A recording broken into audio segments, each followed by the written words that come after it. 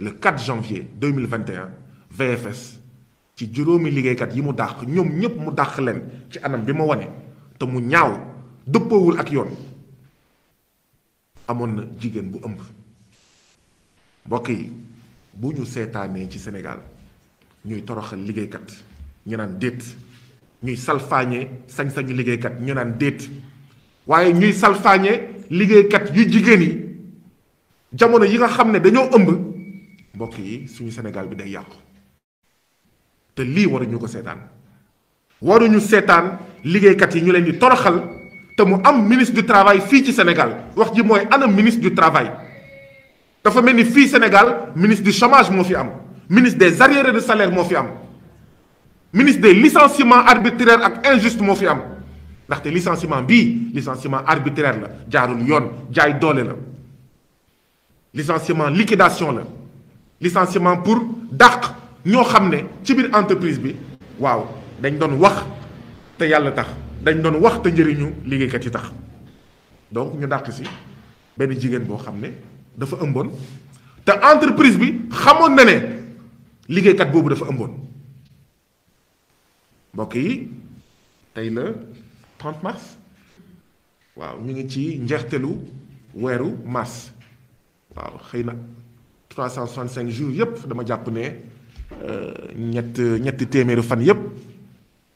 ay fanu jigéen lañu, waaye weeru mars moo gën a ti fort encore. xam ngeen ne waruñu toroxal jigéen, waaw waruñu sax toroxal góor, waaye bu tànn di am man jàpp naa ne nañu toroxal góor bàyyi jigéen. bu tànn di am damay naan xëy na nañu toroxal jigéen te bàyyi jigéen bu ëmb. lii ñaaw na, lii du dëgg du yoon te waruñu ko seetaan, ndaxte lii bu amee ça veut dire que xëy na mu ngi am feneen, xëy na amoon na feneen ñuy licencier ay jigéen yoo xam ne dañoo ëmb. ah ñaanu ma ko yàlla, sama xarit Adja mu ngi fi ak sama yeneen xarit yi yoo xam ne xëy na masque bi tax na xàmmee ma leen. waruñu seetaan lii, ndaxte lii raam ñuy toog di ko seetaan ah fu mu jëm. kii baaxul. ana inspection du travail. inspection du travail dafa mel ni amatul ci réew mi. inspection des patrons voyous la, inspection pour les patrons bandits la.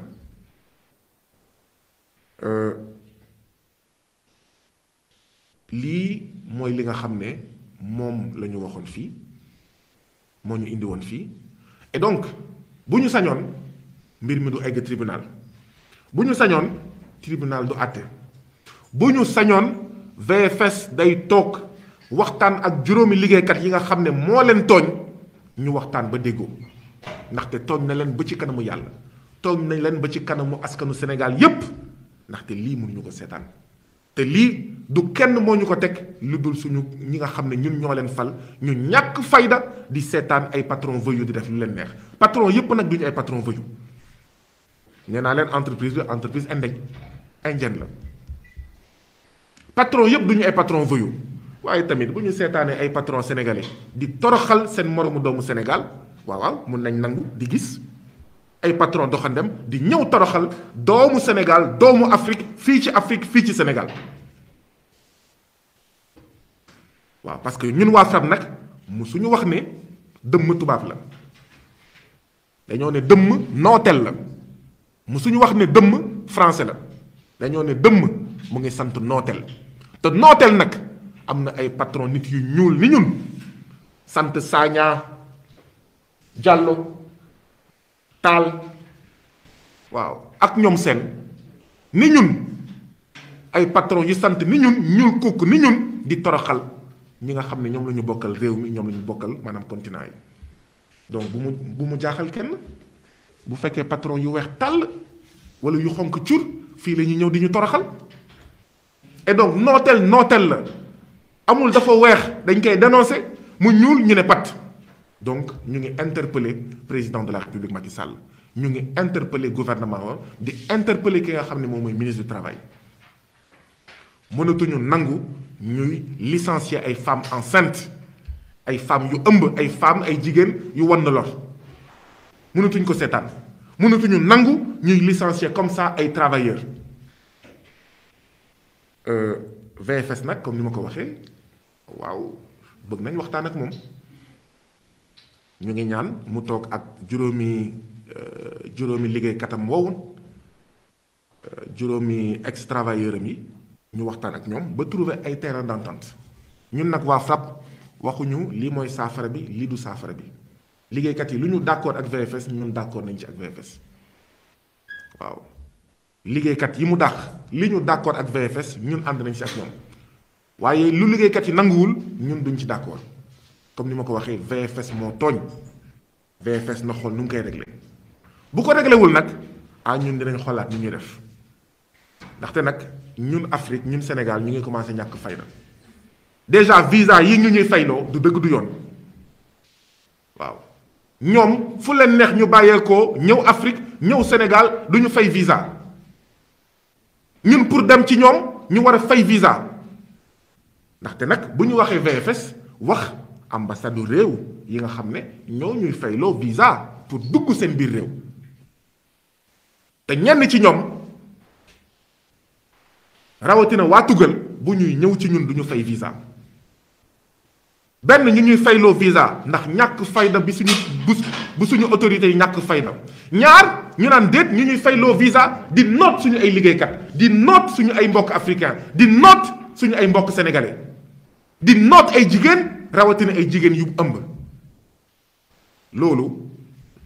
kilifa yi nañ ko régler ci nii wala ci ñaar VFS na waxtaan ak liggéeykat yi rapidement sinon dinañ xool naka la ñuy waxtaanee benn ak liggéeykat yi ñaar naka la ñuy defee une campagne bu dul rek campagne nationale waaw ba ñu ñësi ba si saisir BIT di interpeller nag les syndicats et les centrales syndicales